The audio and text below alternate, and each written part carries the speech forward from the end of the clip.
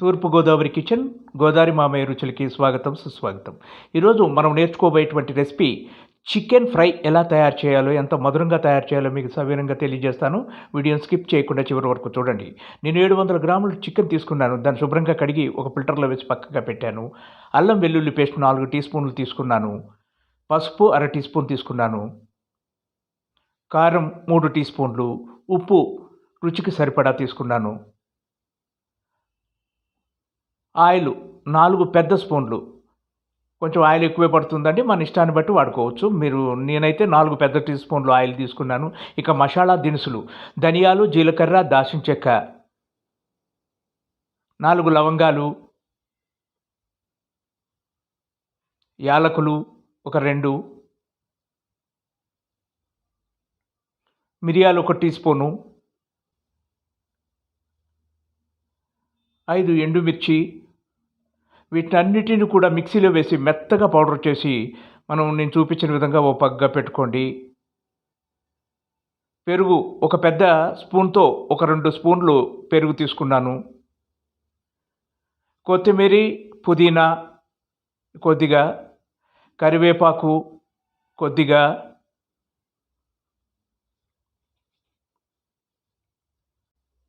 ఇప్పుడు 4 పెద్దుల్లిపాయలు తీసుకొని, 4 మిర్చి తీసుకొని సన్నగా తరిగి పెట్టుకోండి. తర్వాత మనము శుభ్రంగా కడిగి పెట్టుకున్నటువంటి చికెన్‌లో ఇలాగా అల్లం వెల్లుల్లి పేస్టు, ఉప్పు, కారము, పసుపు, పెరుగు, నేను పైన ఇక్కడ స్క్రీన్ మీద చూపించిన విధంగా ఆ మోతాదుల్లో అన్నీ వేసి బాగా కలపండి. బాగా కలిపి ఈ యొక్క మిశ్రమం కనీసము ఎలా లేదన్నా గానీ అరగంట సేపు మీరు నానబెడితే, మనం ఎంతసేపు నానబెడితే అంత చక్కగా మెత్తగా స్పైసీగా చక్కగా ఉంటుంది చికెను. కాబట్టి మీరు మినిమమ్ హాఫ్ అన్ అవరు ఈ యొక్క చికెన్‌ని నానబెట్టి పక్కగా ఉంచండి. చూడండి, ఇలా చక్కగా నానిపోయింది. ఇప్పుడు మనము ఒక బాండెల పొయ్యి మీద పెట్టుకొని నూనె పోసి, అందులో మనం తరిగి పెట్టుకున్నటువంటి ఉల్లిపాయ ముక్కలన్నీ వేసి ఇలాగా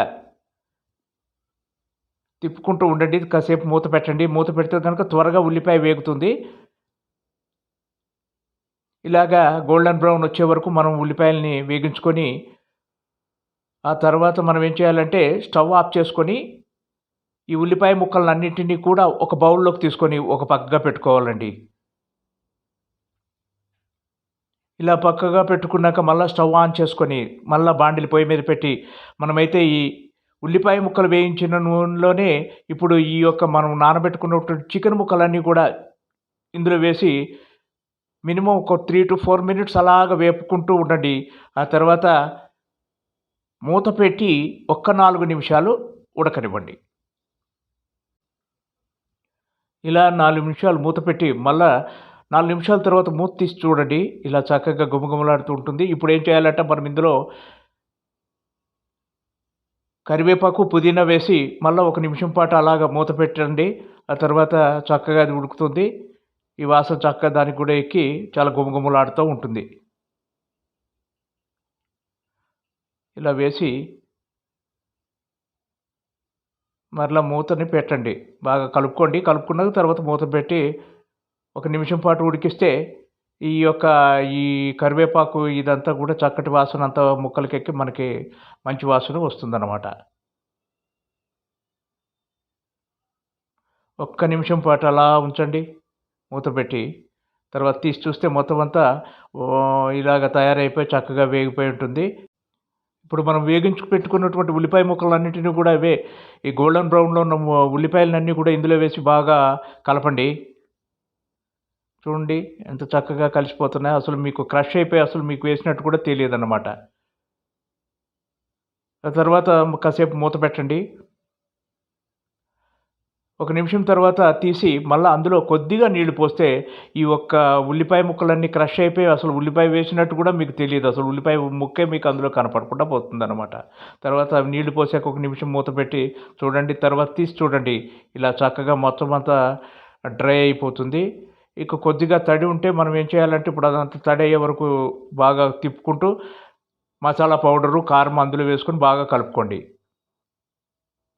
ఆహా! ఇప్పుడే గుమగుమలాడిపోతుందండి వాసన. ఇలాగంతా కలుపుకొని బాగా అది మొత్తం కలదిప్పండి. కలయబెట్టాక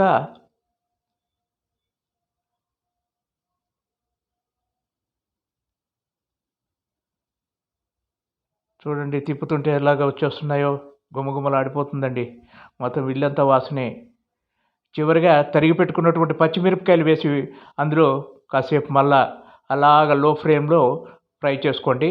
మొత్తం అందులో ఉన్న వాటర్ అంతా ఇంకిపోతుంది. ఇంకేముండదు. ఇలాగ చక్కగా ఫ్రై అయిపోతుంది. ఈ ఉల్లిపాయ ముక్క మీకు వేసినట్టు కూడా కనపడదు. అసలు ఉల్లిపాయ ముక్క అనేది మీకు ఎక్కడ కనపడదు.